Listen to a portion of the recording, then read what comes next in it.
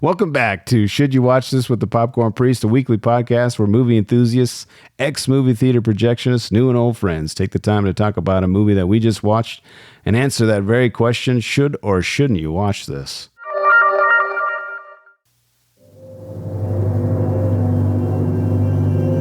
This one's longer because I feel like we can let it breathe. You're stressed. Now, I understand that. Now, you just keep breathing and stay calm. Ironically, I just said breathe. What the hell? You killed him? No, I shot him. Bullets in the fall killed him. I got 5 stops to make. You drive a cab, I'll make my rounds. You might make it through the night. That my briefcase? Yeah, it is. What else you got for me? You just met him once and you kill him like that? There's 6 billion people on the planet. I off one fat Angelino and you throw a hissy fit. What are you gonna do? Take him down. This is some mid-2000s business right here. Yeah. You hear it. Kill witnesses. He's coming to kill you. It's a snapshot. With like the rock music in the background. What's going? What's my work? FBI, hands in the air! Some cab driver. Why didn't you just kill me and get on the drive? We're in this together. Sounds like Slipknot. Fate's intertwined, cosmic coincidence. Get with it.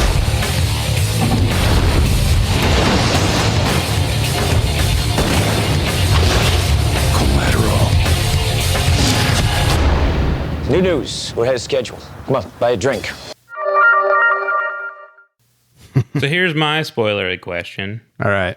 This is where we can do it. This is spoiler zone. Had he gone along to the very end, cooperatively, Jamie Foxx. Okay. So let's assume he does not be difficult, even after finding the body, having it land on his car, the whole thing being revealed to him. Let's say he's not difficult. Okay. Do you think Tom Cruise lets him go? Don't you remember Mark Ruffalo's story? I think he gets shot in the end. Yeah, I think he does too. And he but I'd frames- like to think He frames him for He the shot murders. the nightclub owner with a trick question, basically, just to be able to take him out. Do you think he does that just to be able to do that? I mean, I don't know. It's more just to feel like he got the upper hand. Yeah, I'm going to say He would have died. if I had a gun to my head, he's dead. Okay. Jamie Foxx is going to die. so. Changing that, let's say he never finds out what Tom Cruise's Vincent is really doing. It would have been easier to take Does he kill him then? No. That's a harder question to answer. Yeah. If anything, he'd try and frame Jamie Foxx. This should for be it. this should Take be the in suspicion popcorn off. puzzles, to be honest, because It would just be easier to take. Because I was He's up pondering this because I'm like, man, it's just like this is about two guys just vibing and trying to be friends and the universe fighting to keep them apart. yeah, if the body doesn't hit the there. floor, It's actually a love story. right? If the body doesn't Yeah. hit the floor, if that doesn't hit the cab, and he doesn't know what just happened, maybe he hears like a gunshot, whatever. Yeah, I mean, but it's middle of the night in Los Angeles. At It could Los be Angeles, anything, you know. And he just goes in and drops him off and makes his $600-$700. Like, maybe he doesn't kill him. No, there's no way, especially after going to the hospital with him to visit his mom. Yeah, but that wouldn't have happened. there's too without- I doubt that would have. Well, maybe it would have happened if the guy keeps. Yeah, the dispatcher maybe. keeps calling into him. Yeah, But yeah, that's a good question. yeah, I ponder it. I think that first scenario he dies. Second scenario, Yeah, I think highly probable. he does not leave a loose end like that. So he would not let someone exist who has seen him. Yeah, and it especially when he knows- talks yeah, about yeah. how, hey, you got to go into the club because I can't be seen. And so him being difficult after that makes a lot of sense. I mean, just, you wouldn't want to cooperate after. yeah, Especially after he makes him go to the club and like pretend to be him. you're not getting out. He's not going to let you leave and know what he looks like and what he did. Yeah, 1,000%. Yeah. I like that. Up It's a well, po- yeah, it's something through to the think first about. half until he saves his life in the nightclub by drawing the Mexican fire away from him. He does do that. He does shoot the people who like were aiming at him. But Yeah. I think that was just the vibing and desire to be friends that they have, but the universe is just keeping them apart. Kind of like Michael Mann's Heat. Yeah, exactly. those It's like those characters. two people who are just so dedicated to their respective jobs that if they weren't in opposition, they'd be true. I mean, friends. Fox is really dedicated to his Yeah. goals, so they're very similar in different ways. Yeah.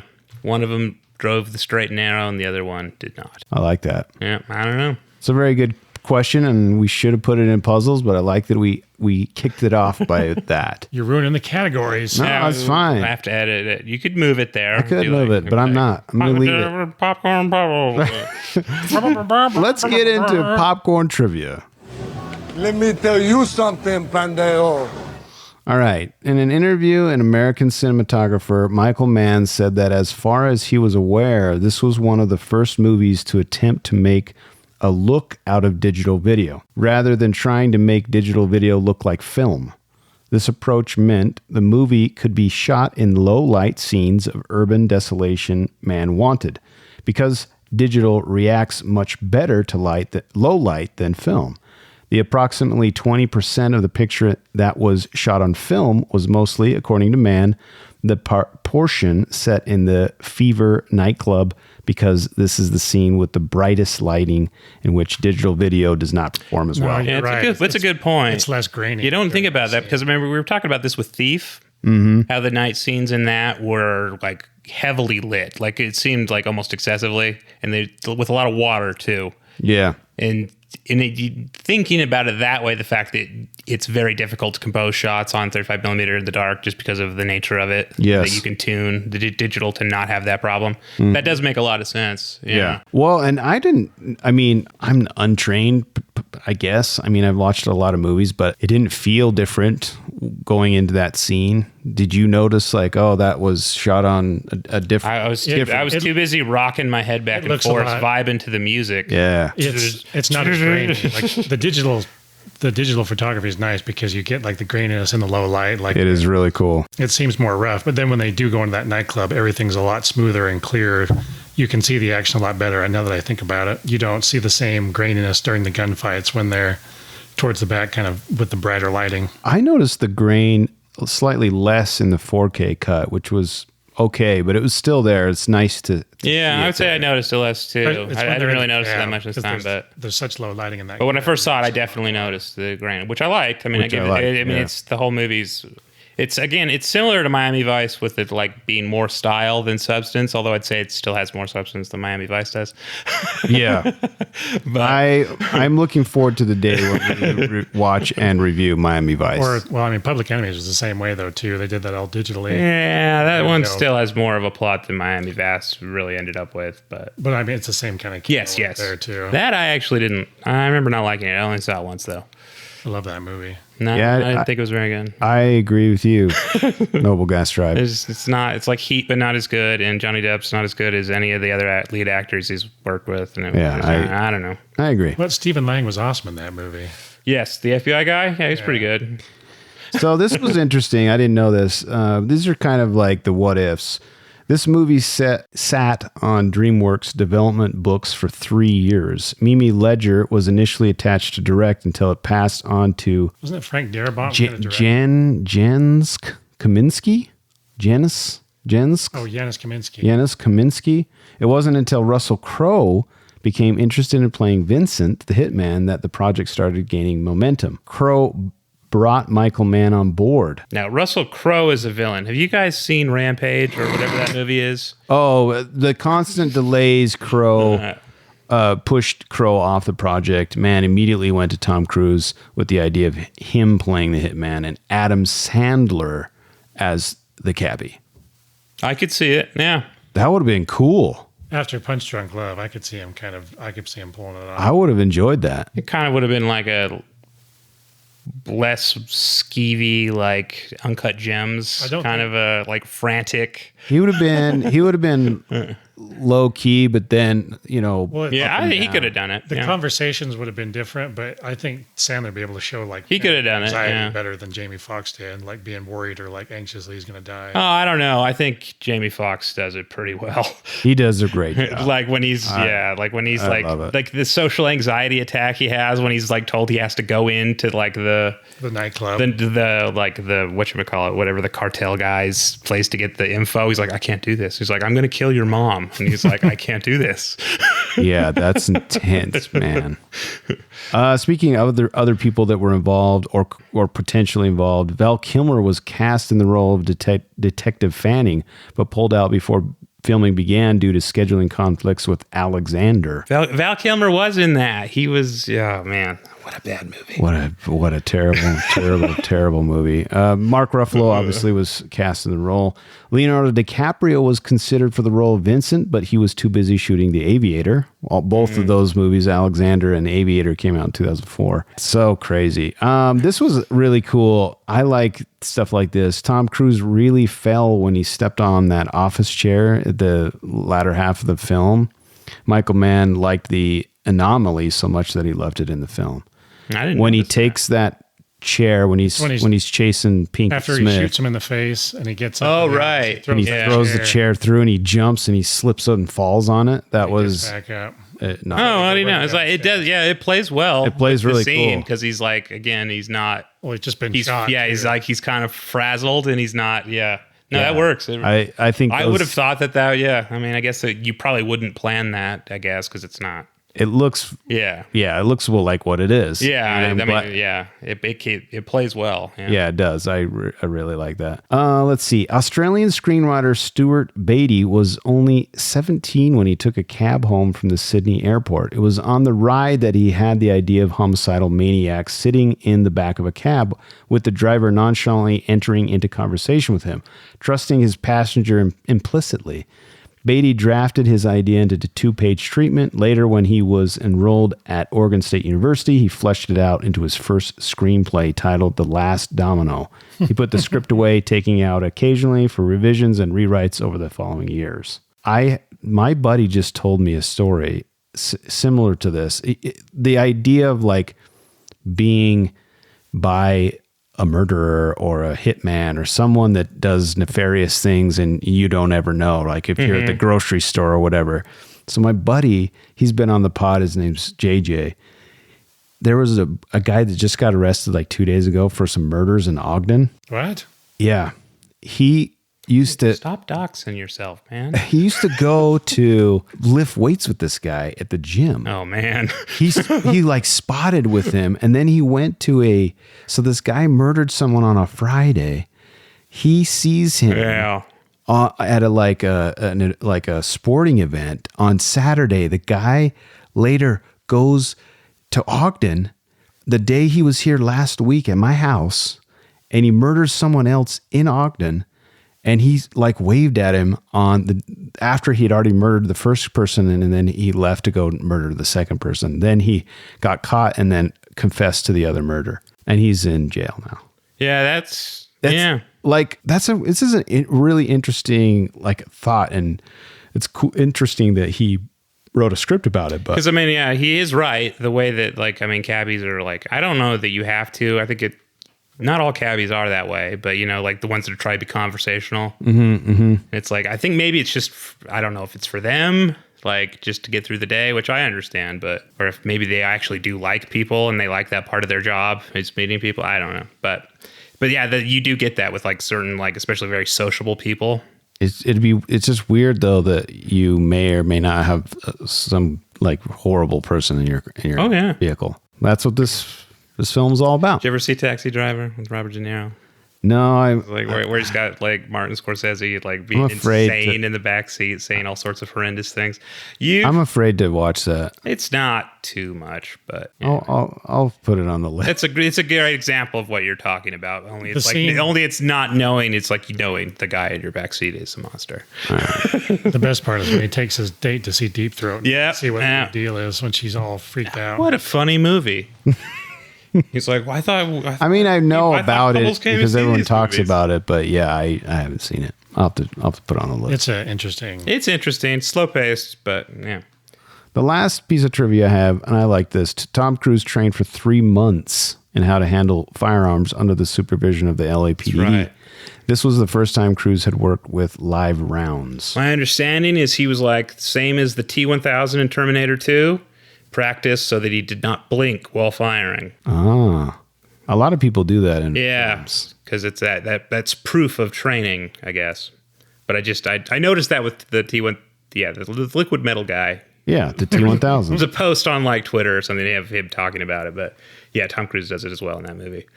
I don't notice it, but well, that brings us to popcorn beefs. Where's the beef? Hey, where's the beef? All right, I only have a few beefs with this film. Mm-hmm. And they're kind of beefs that are nitpicky trivia beefs. Oh.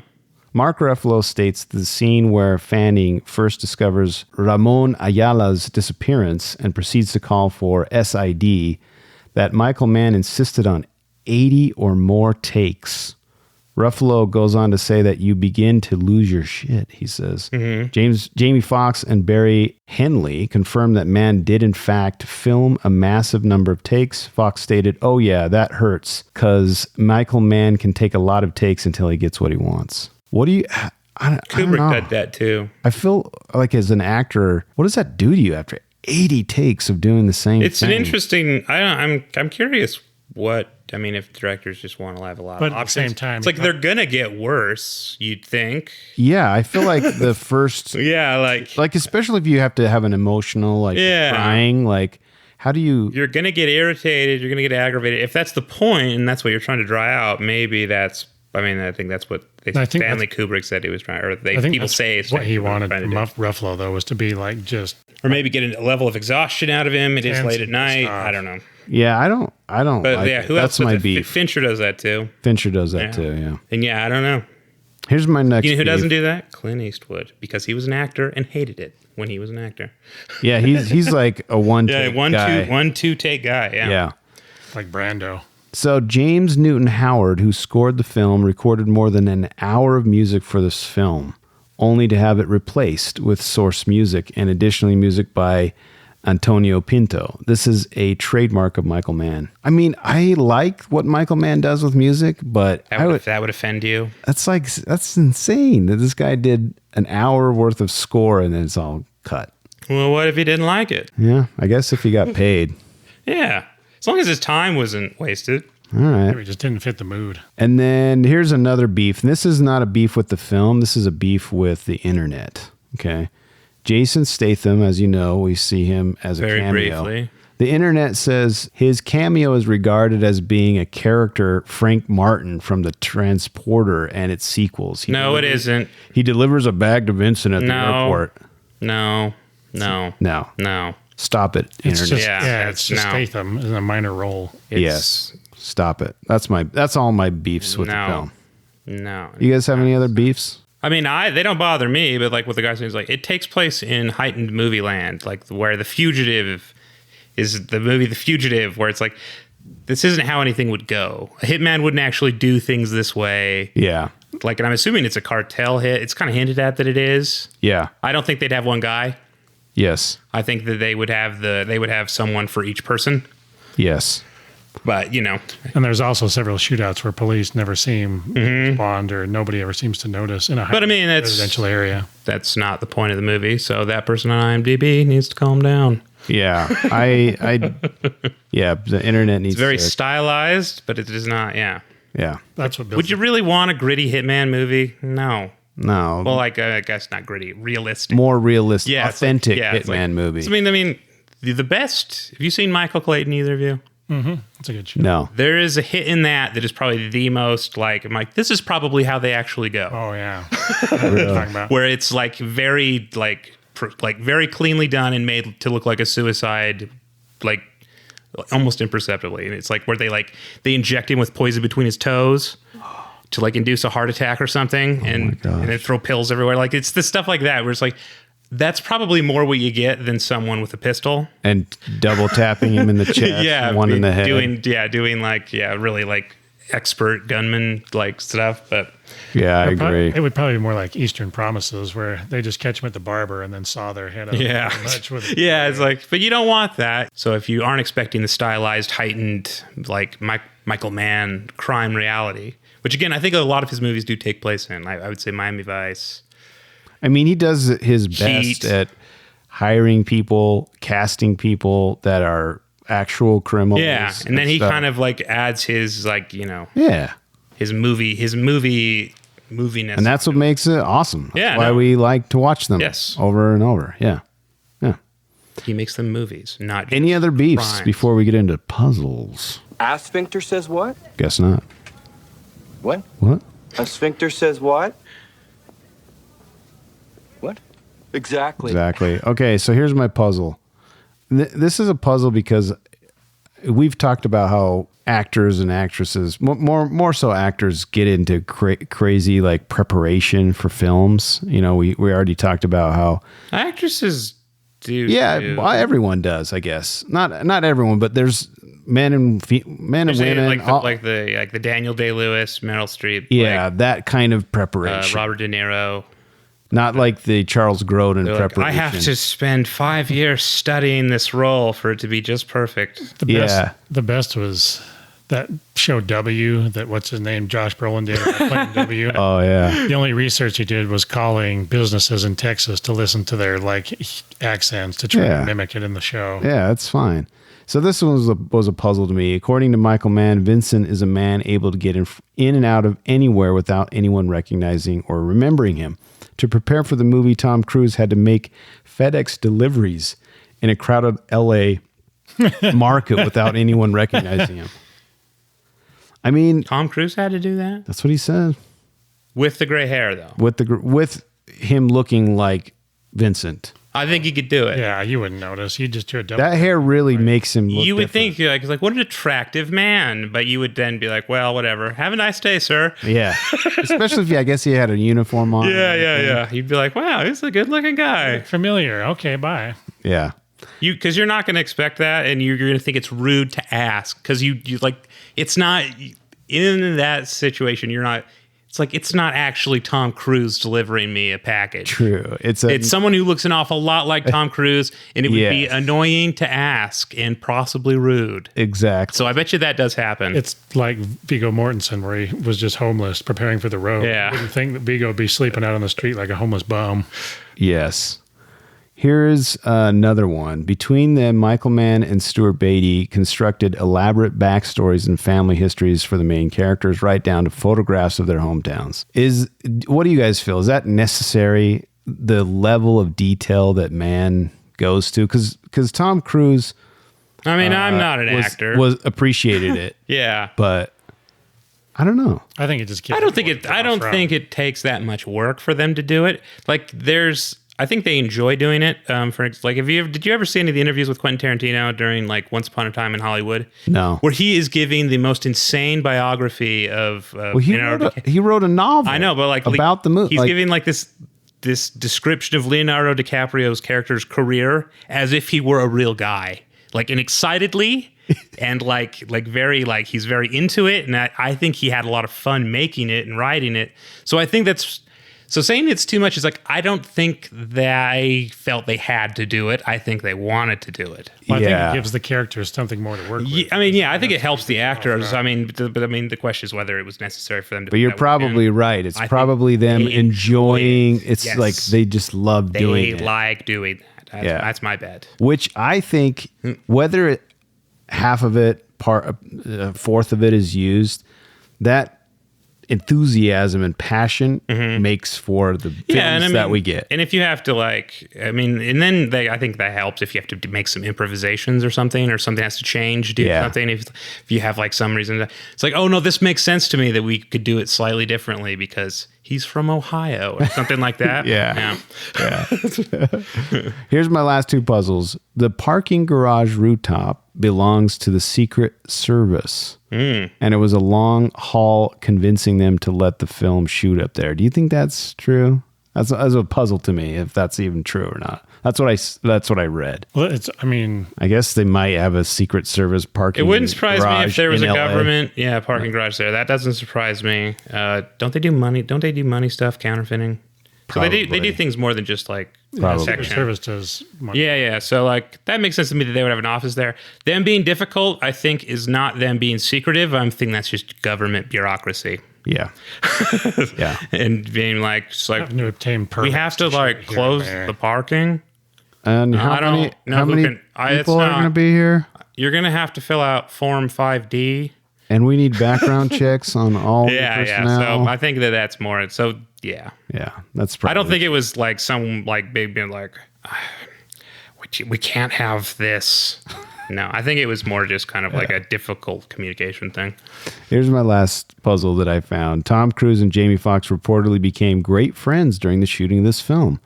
Cruise allegedly surprised Fox on his birthday with a piñata filled with sour Skittles, which he knew to be Fox's favorite candy. Oh, that's sweet. See, even if within the movie they can't vibe together forever and be friends, even though you feel like they should. I feel like the real Tom world. Cruise is... Do you think he did that on set to show everyone what a cool guy he is? Did it say it was on set? I don't know. I'm assuming he does that all the time. Like no, I feel or like. do you think he's a chill dude? I don't think he's chill. No, I don't think he's chill not. at I don't all. think he would have the career or do the things he does if he was chill. He's so I don't think focused. I think that was a genuine thing. Nice. Though. Because one, not that hard to do. He's Tom Cruise. He can say, I have this fun idea. Go buy a piñata filled with his favorite candy. It'll be fun. And two, I think he's too crazy to care what anyone's seen. Because, I mean, I would have never heard about it. I don't think anyone else. I mean, I don't think he cares what the crew thinks. Yeah. He's I don't know. Tom Cruise, man. Yeah. Any other puzzles you have about the film? I only have a couple more redemptions, which is where we talk about what we liked about. And then the end. The scene in the nightclub when they come out the door. And here's my question. When does the movie start? When does it end? Because it's all one night, right? Pretty much when Cruise flies in on the airplane. Yeah. When he's in he lands at the airport. And then in the morning-ish. I know, but what time? No, I don't think it's morning. I think it's like midday. Midday, yeah. Towards the... It's towards the start of Jamie's shift. Because he works the night shift. Yeah. Early evening. Yeah, so... But the sun's gone down by the time... Yeah, but by the time they get to the first stop, it's night. Yeah. Correct. And it is January, though, which actually longest day of the year, isn't it? January 20-something, or one of the longest days? No, Should the be. 21st is the shortest day in December, the solstice. That's what I meant. Longest night. Did I say longest day? The December 21st, a month later, I mean, it would still... Right. So what's your question? Like how long? Yeah. How long is that? Because, I mean, they're driving a lot, going a lot of places. When he looks I just feel that, I mean, it's, again, me talking about how you wouldn't Probably really like do it this way. 7 to like... You would have multiple people doing it all at the 5. same time. You would do it like the end of The Godfather. You wouldn't actually have one guy trying to do it all. Yeah, you'd have multiple. Yeah, you would do the Godfather thing because for lots of reasons. Yes. Well, you'd want to take them out all at the same time and then disappear rather than do it one by one. Yeah, because then they might get picked off or they might get, again, heightened movie world reality. But it was 4:48 when he's trying to call her on the phone when his cell phone dies when he's outside the building. Really? Oh, man, I'm glad you noticed that. That helps. Okay, it makes perfect sense. Very good. Yeah, so for probably like 7 to I buy it. 5. Yeah, I buy it. Yeah. Yeah, I think there's enough time. Yeah. All right. But That's a good puzzle. You had There's another also puzzle. no traffic at night, so I don't know how big LA is, but you wouldn't have as much trouble getting around. True. you'd still have trouble. It doesn't matter what time of day it is. Well, according to the way it's portrayed in this movie, Yes. no, you wouldn't. Brain Rap Brains, you said you had a question. Puzzle. So when they're coming out of the nightclub and Ruffalo gets shot, and then Fox gets in the cab, he's supposed to be all disillusioned and kind of out of it. So he puts it in drive, and he crashes into a car and then kind of takes off.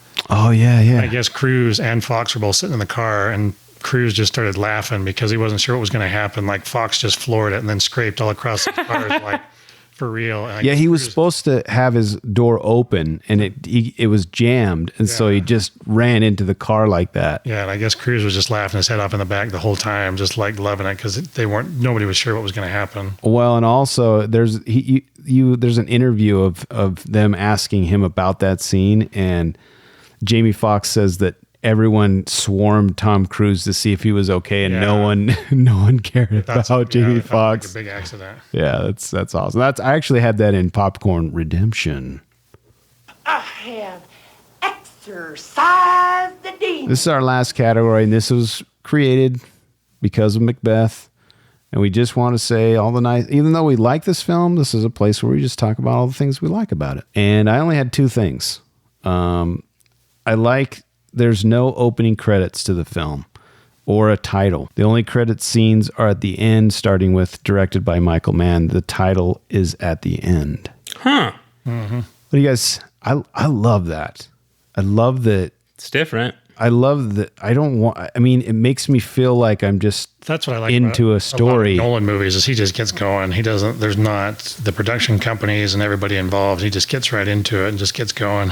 That is something really cool. What other things did you like about the film? I like Tom Cruise going against type, being bad, doing dirt. Yeah. It's good. Yeah. I love the casting. I love the music, even though I'm sad that Howard didn't get to have his. You know what? You don't even know score. what that sounds like. You should look it up. I'm I wonder sure if it it's was out beautiful and there. lovely. Maybe it didn't fit. But I still like what Malcolm Land did. Shadow in the Sun was a much better replacement. I love the vibe. I love the coyotes. I love the L.A. I love the way. You love L.A.? I love the way he portrays L.A. Excuse me. It looks bad in the way he portrays. I don't want dirty. It looks sprawled out, and disorganized. You've never been to L.A. Correction. I love the way he portrays the city. It's very cool how he did it. Anything else you want to talk about before we part ways? I did last week give this a golden bucket, and I'm doing the same thing. It's the Halo. It's the Halo. How many stars do you give it? Noble Gas Tribe. A high amount of stars. Full recommendation. Full recommendation of stars. Full recommendation of stars. As long as you're down with violence, language, and heightened movie reality. And you could watch this many times. Yeah. It's if you like it, you're going to want to. That's the thing about it. It's like there's a story to it that drives it, and it's interesting. It's not too convoluted, though. I feel like it's not confusing. Yeah, it's not hard to get confused. I mean, it's not easy to get confused, I guess. I mean, yeah, it's easy to follow. Let's say, and I like that because I mean, it's more of a style movie. It's more of a. Do you think it's more of a mood movie, which is what like several of those Michael Mann movies are, as we've. Do you guys think that this is the most approachable of Mann's films? Like the most, like you were saying, It might be actually. Now that you've mentioned that, I like this more than Heat. I don't, but I could. But I it's really like to watch. It's a lot more straightforright story. It's shorter, yeah. It's kind of. It might be, yeah. I feel like it kind of is. It's definitely easier. Movies. Miami Vice. You wouldn't say that about because people go in thinking there's going to be the story, and then it's weird, and it's like it's not about that. Shut up, it's good. It's like I know, watching a weird detective story. It's like shut up, it's good. What do you give it? Thief is pretty. I would say it's similar. up there, but this is more. But then, I mean, you got Last of the Mohicans too.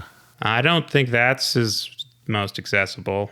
I think this might be it. I think if you're like looking, if you want to know like the Michael Mann crime style, this would be a great primer for like the type of movies he does. Yeah. I mean, I think if you're willing to like sit down for 3 hours, you get it. I mean, this one's only 2 hours too. So yeah, so that's it. Like, yeah, it is. Yeah. Brain Wrap Brains. What's your rating?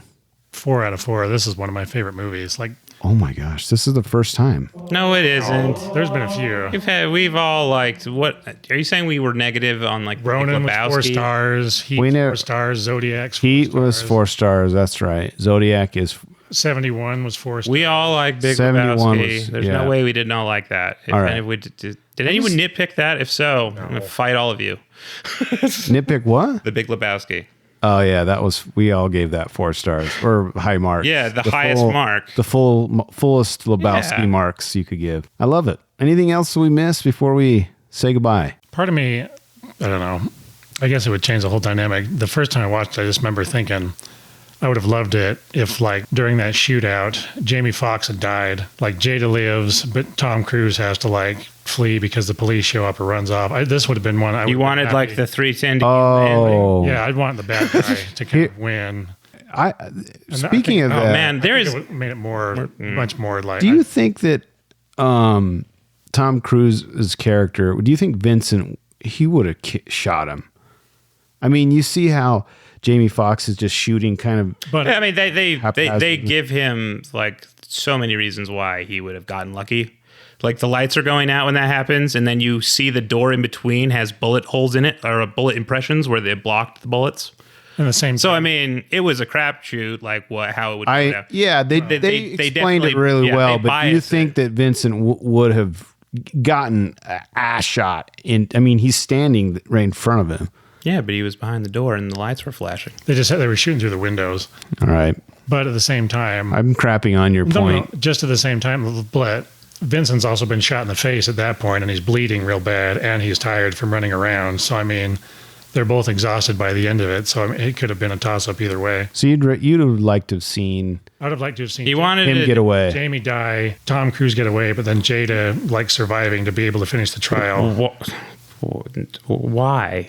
I don't know. I wanted them to kill Jada Pinkett Smith together and become best friends and ride off into the sunset. But When the Wii it's not gonna. They're not gonna make a movie that's They drive off a cliff holding their hands in the Yeah. saying, bye.